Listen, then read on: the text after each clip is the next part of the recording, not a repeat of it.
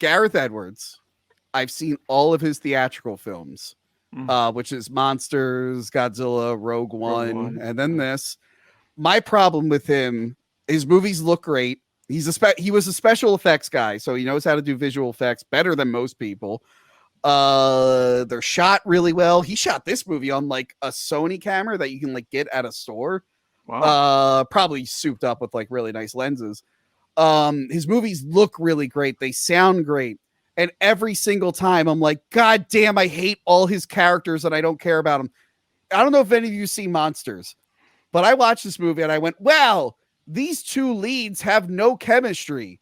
They must have hated each other. And then afterwards, I found out they were fucking married in real life.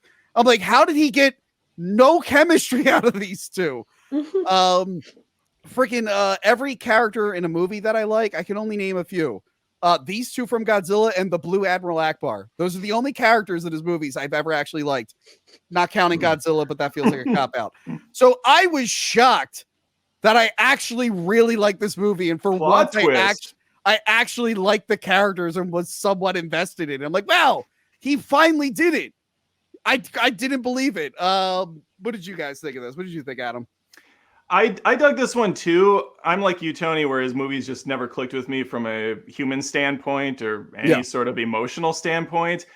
This might be the only movie the entire year where I gave it kind of like a pass because it just looks so damn good. It sounded good. There was some good action.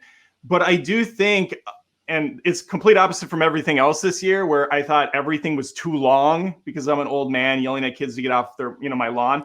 But this movie felt like it needed 10 more minutes at the end because that finals act was a complete shit show.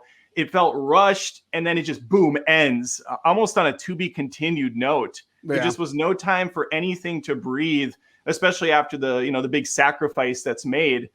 But I do agree. Is it Washington? Is that the actor's name? Yeah, Isaiah Washington. Isaiah Washington. He and the kid had really good chemistry. The AI child or whatever the hell. I'm not sure why it's AI either, and they look like robot people. But there's a lot of plot points in this movie that just make you scratch your head a little bit if you thought about it too much. But overall, it's a polished package that I dug.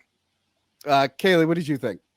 I thought it was really beautiful. And again, I agree the acting was great, but I just, for some reason, did not fall in love with it. I felt like it had all of the elements that I wanted for it to be a great movie. There just was something that just did not feel there.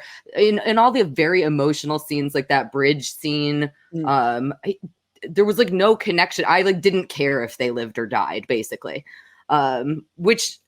I don't know. I feel like it's always hard to have a kid, and this kid was a great actor, and I loved the design of the AI having the, you can see it in this image here, whatever. That little rotating wheel. Yeah. Such a cool design. But I just felt like if I was going to have that like kid and adult companionship, I think if I'm going to rewatch a movie that has something to do with that, I'm going to rewatch Pacific Rim. I didn't get it. Joey C, how about you? I'm sorry, not Joey C. Senor here. It's getting real serious here if you keep calling me that. This is a badass original science fiction movie. And again, I ate a brownie before I watched it and giggled the whole time. So I had to rewatch this one too. And by this point, I was just annoyed. So did not expect to like it. Really enjoyed it. Really reminds me of like Blade Runners and Aliens and all that. Did you watch both movies after the same brownie, or are you just popping brownies every other day? Well, I thought this one was going to be like another Winnie the Pooh, so I was like, well, fuck, I need preparation for this. Thoroughly impressed. And you know what really impressed me about this movie is like, it's rare to like see efficient use of like humor inserts that don't undercut the weight of the drama. Yes. This movie did that phenomenally.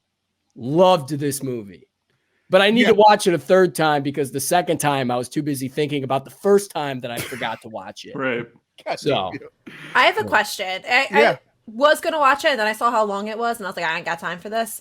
Does it go by fast?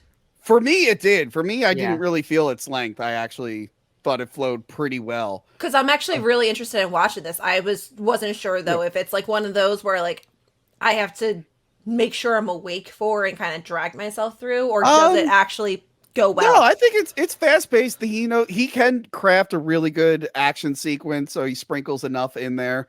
It's not the most original story. It's not based off an IP, but the whole idea of like robots being slaves, it's been done.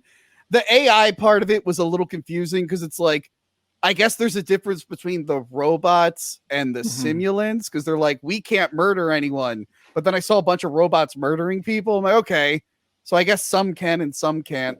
It reminds me of like Adam. I know you're a Matrix fan. You remember the Animatrix? Yeah, of course. This feels like stuff from the Animatrix, like the whole like war that we didn't really get to see. I do like because the whole thing was like America was attacked and they blame it on AI, and then the rest of the world is like super on board with AI, and America's like, no, we got to stop that.